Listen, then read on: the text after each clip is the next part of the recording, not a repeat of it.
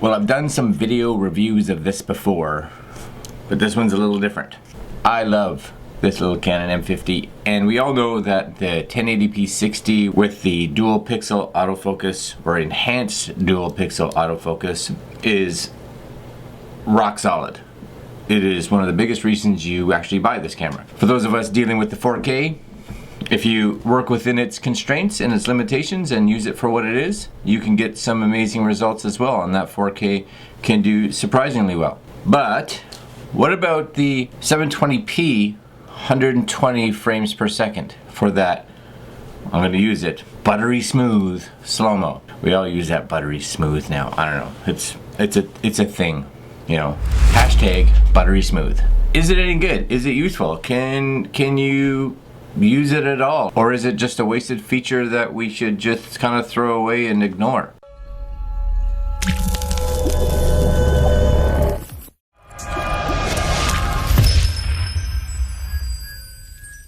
On my last trip out a little while back, Mary and I went out to Mont Tremblant. For those of you that don't know where this is, it's a little resort slash village in Quebec that is actually, we hadn't been there in over 10 years, and we had a great time. We're gonna definitely not wait that long to go out there again. Anyway, my intent when I was out there was that I was gonna shoot a ridiculous amount of B-roll. I was gonna shoot the whole thing in that 720p 120 frames per second mode. Well, hey, let's watch it.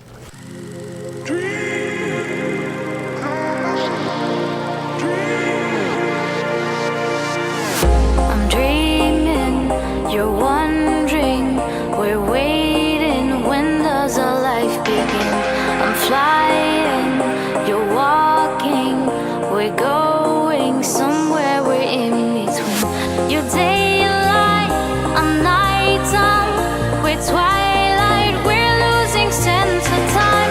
This fire inside me, it lights me, building up chemistry, building up chemistry.